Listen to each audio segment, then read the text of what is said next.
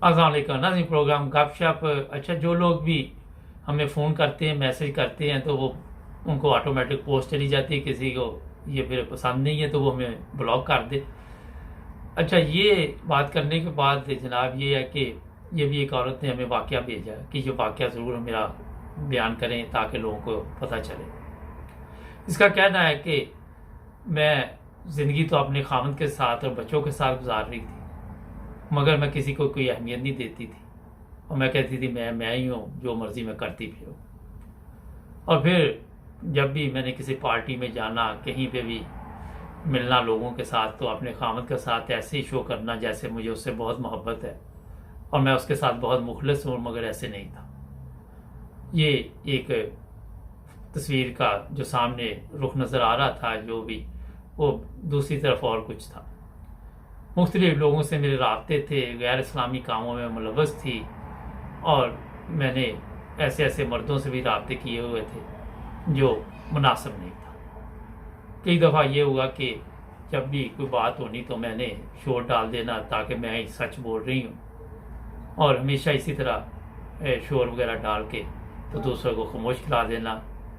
اور میرے پاس پیسہ تھا، دولت تھی، اس کی وجہ سے تکبر بھی میرے اندر اتنا آ گیا کہ میں سوچ نہیں سکتی تھی کہ کسی دن اس کا جو انجام ہوگا وہ اچھا نہیں ہوگا۔ اس کا کہنا ہے کہ کئی چیزوں جو مجھے برائی کی طرف لے کے گئی وہ یہ سوشل میڈیا تھی۔ سوشل میڈیا کی وجہ سے میں لوگوں کے ساتھ رابطے میں رہتی، اور اسی طرح میں وہاں پہ یہ بھی دیکھنا پاتی کہ جو سامنے والا ہے وہ کون ہے، کہاں سے آیا ہے، کیا کرتا ہے، کوئی مجھے علم میں نہ ہوتا۔ بس دوستی کی اور وقت گزارا، اسی کو میں نے زندگی کا حصہ بنا لیا ہوتا۔ خاوند کی جرت نہیں تھی میرے آگے بولنے کی، میں خاموش رہتی، اور وہ خاموش رہتا اور میں اس کو بولنے نہ دیتی۔ اس کو میں نے اعتماد میں بھی لیا ہوا تھا، مگر جو چیزیں پیچھے ہو رہی تھی وہ اس کو بھی نہیں علم تھا۔ مگر یہ باتیں چھپی نہیں رہتی، ظاہر ہے جس محلے میں ہم رہتے تھے وہاں ان چیزوں کا لوگوں کو بھی پتہ لگا۔ جب لوگوں نے بھی توجہ دلائی محلے سے، تو میرے خاوند نے اس پر توجہ نہیں دی کیونکہ وہ میرے سے ڈرتے تھے۔ اور پھر اسی طرح زندگی چلتی گئی، اور جیسے جیسے وقت گزرتا گیا بچے بڑے ہو گئے، اور پھر میں بھی ان چیزوں کی عادی ہوگی، اور میں واپس آنا چاہتی تو پھر بھی نہ آ سکتی۔ میں جن لوگوں سے رابطے میں رہتی، جب تک ان کے ساتھ بات نہ کرتی، ان کے ساتھ کوئی نہ کوئی تعلق قائم نہ کرتی، اس وقت تک میں سکون میں نہیں آتی تھی۔ ذہنی طور پہ مجھے ان چیزوں کی عادت پڑ چکی تھی۔ ناظرین، اس میں تھوڑا سا میں آپ کو بتا دوں کہ ضروری نہیں کہ کوئی نشہ آپ چرس پئیں یا شراب پئیں تو اسی چیز کا نشہ ہوتا ہے۔ ہر چیز کا وہ نشہ جو بندہ آپ دیکھ لے، جس پہ آپ خود کو کنٹرول نہیں کر سکتا، جس کا وہ خود کو عادی کر لیتا ہے، تو وہاں پہ کوئی کسی قسم کی بھی برائی میں آپ مبتلا ہو سکتے ہیں۔ دیکھیں، میں آپ کو بتاؤں، کل ہی ایک میری بات ہو رہی تھی کسی سے، تو وہ کہنے لگے کہ مجھے کئی دفعہ ایسی محفل میں بھی جانا پڑا جو مجھے پھر یہ مناسب نہیں تھی، مگر وہاں جا کے میں اپنے آپ پہ کنٹرول کیا، کبھی بھی کسی غلط محفل میں جا کے اس کو اپنے اوپر حاوی نہیں ہونے دیا۔ اور یہ سب سے بڑا کمال ہوتا ہے انسان کا۔ جو لوگ اس طرح کے ہوتے ہیں وہ کامیاب زندگی گزارتے ہیں، مگر جو اپنے آپ پہ دوسروں کو حاوی کر دیتے ہیں، جو سمجھتے ہیں کہ ان کے بغیر اب ہماری زندگی مکمل نہیں، وہ اپنی زندگی تو برباد کر لیتے ہیں، ساتھ ساتھ اوروں کی بھی زندگی برباد کرتے ہیں، اپنے بچوں کی زندگی برباد کرتے ہیں۔ اس لیے سب سے پہلے جب بھی آپ کسی محفل میں جائیں تو اگر آپ کو یہ پتا ہو کہ آپ میں یہ کمزوری ہے، آپ اس کے رنگ میں رنگ جائیں گے، تو بہتر ہے وہاں نہ جائیں، کوشش کریں کہ دور رہیں، کیونکہ اس سے یہ ہوتا ہے کہ جب محفل میں بندہ پہنچ جاتا ہے تو وہاں پہ پھر وہ لوگ جو وہاں پہ ہوتے ہیں وہ ایسی برائی میں مبتلا ہوتے ہیں، ان کی پھر کوشش ہوتی ہے جو نیا بندہ آیا اس کو بھی اپنے ساتھ رنگ لے۔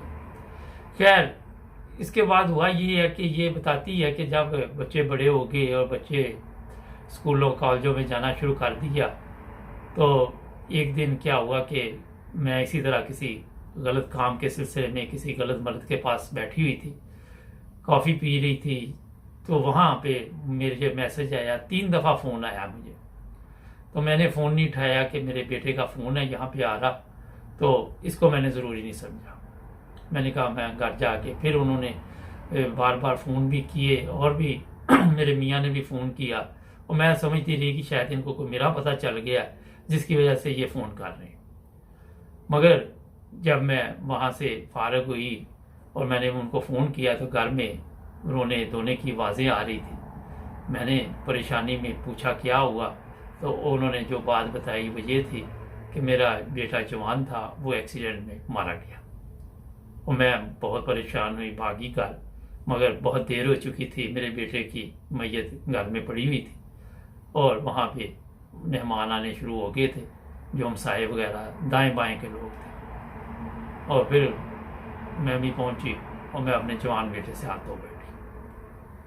اس عورت نے کہا کہ شاید خدا تعالیٰ نے مجھے سزا دی، کوئی اللہ تعالیٰ کی طرف سے میرے اوپر عذاب آیا، اور آج مجھے وہ بیماریاں بھی لگ چکی ہیں جو میں سوچ نہیں سکتی تھی۔ میں ڈپریشن میں جا چکی ہوں، ہمیشہ پریشان رہتی ہوں، ہر وقت میرے بیٹے کی تصویر میری آنکھوں کے سامنے ہوتی ہے، اور آج میں ٹھیک تو ہو چکی ہوں، مگر شاید میرے گناہوں کی سزا مجھے خدا تعالیٰ نے اس رنگ میں دی ہے۔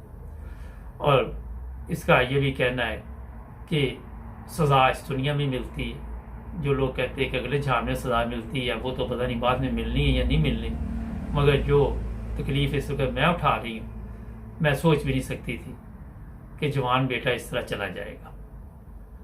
اور پھر انہوں نے آخر پہ یہ کہا ہے کہ انسان کو جب بھی کسی کے ساتھ ہے وہ منافقت نہیں کرنی چاہیے، مخلص زندگی گزارنی چاہیے۔ میں توبہ تو کر چکی، مگر سب کچھ گوا کے ہوش میں آئے تو کیا ہوا؟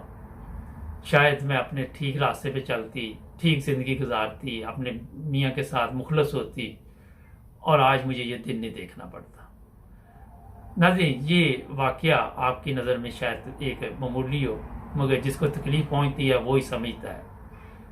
کسی وقت بھی جو تکبر، غرور اور یہ چیزیں ہوتی ہے انسان کو لے ڈوبتی ہے۔ جب آپ معاشرے میں رہتے ہیں تو کسی کی عزت احترام نہیں کرتے، رشتوں کا احترام نہیں کرتے، وہ آپ یہ نہیں کر رہے ہوتے کہ لوگوں کے ساتھ دشمنی لے رہے ہوتے، آپ اپنے ساتھ دشمنی لے رہے ہوتے۔ آپ اپنا جو سب کچھ ہے جب گنوا دیتے ہیں، پھر ہوش میں آتے ہیں تو اس کا بھی فائدہ نہیں ہوتا، کیونکہ اگر آپ ایک اچھی زندگی گزارنا چاہتے ہیں تو سب سے پہلے اپنے آپ کو ایسے بنائیں جو لوگوں کے لیے بھی فائدہ ہو، آپ کے گھر والوں کے لیے بھی فائدہ ہو۔ صرف نماز قرآن پڑھنے سے معاملات حل نہیں ہوتے، جو چیزیں لکھی ہیں اس پہ بھی عمل کرنا چاہیے۔ بڑا مختصر واقعہ تھا، میں لمبا تھا، میں نے اس کو مختصر کیا تاکہ لوگوں کو سمجھ آ سکے۔ جڑے رہے 9 ٹی وی انٹرنیشنل کے ساتھ، کل نئے واقعہ کے ساتھ ملیں گے۔